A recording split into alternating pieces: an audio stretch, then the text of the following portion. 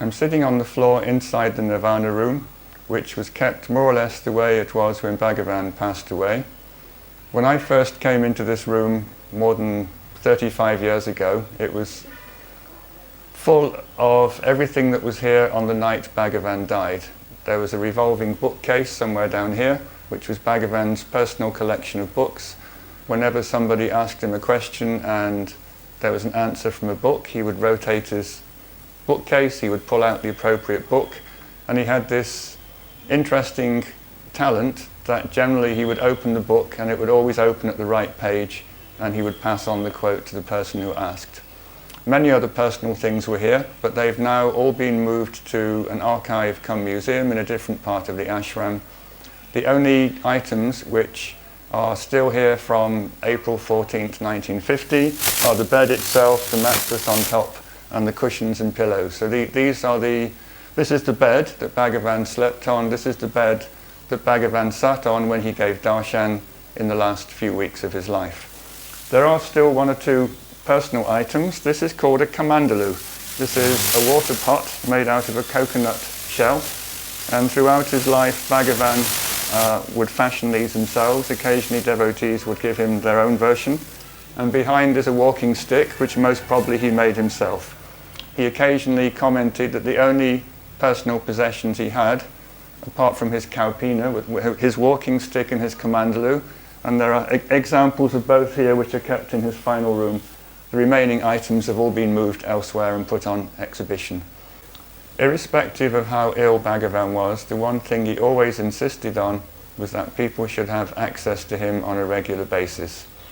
When he had the operations in the hospital, his doctors tried to prevent him from giving darshan. He overruled them and insisted that even though he was barely recovered from the operation and the anesthesia, people were allowed to come, see him, and reassure themselves that he was fine. During the last few weeks of his life, when he was too feeble to go from this room to the new hall where he had been giving darshan, there was a walking darshan line which walked past the front window door of this room. People were allowed to stop, wait for 1 or 2 seconds, namaste, and then move on. So everybody got a few seconds, maybe 30 seconds in front of the window, and this was repeated twice a day right until the end. And the final darshan, I've been told, was late in the afternoon on the day he finally passed away. So nobody who came was turned away. Everybody was given a chance to stand in line and say goodbye to him. And in the case of a few close devotees who had been here for a long time, they were allowed to come in, have their final meeting, their final goodbye with Bhagavan. On the night itself, when Bhagavan was obviously only a few hours away from passing away, a few of his closest devotees were inside this room. Viswanatha Swami was here, his attendants were here. Viswanatha Swami has said that the peak experience of his life, the moment when he finally understood self and experienced self, was standing in this room with Bhagavan on the final evening of his life. And he said there was a quietness, a peaceful, a serenity in this room. There was no sense of panic or grieving. He said in that moment he felt and experienced self for the first and strongest time in his life. Now, about 8 p.m. on the night that Bhagavan passed away, all the devotees were sitting outside, hoping and praying, and one of them spontaneously started singing Aksharamana Malai, Bhagavan's 108 verse composition in praise of the mountain. Bhagavan heard the chanting begin, and apparently a tear started to roll down one of his cheeks. The one surefire, guaranteed way to get Bhagavan emotionally activated was to start chanting anything about Arunachala. The chanting continued for about 30 minutes, and when verse 72 was reached, Sadhuam told me it was verse 72, Bhagavan breathed his final breath and passed away. That was 8:47 in the evening.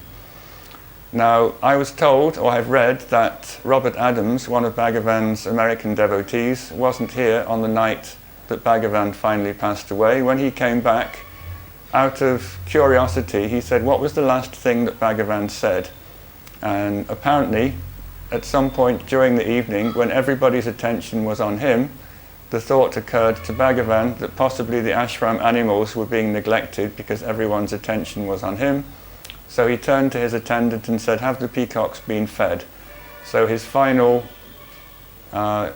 sentence before he lapsed into semi-consciousness was a concern for the animals and an instruction that they shouldn't be neglected because everyone was putting their attention on him. We're looking at a picture that was taken of Bhagavan on the last day of his life, April 14th, 1950. You can see his arm is quite heavily bandaged. The principal cause of his death was a systemic sarcoma on his left arm, which finally claimed his life at the age of 70 in 1950.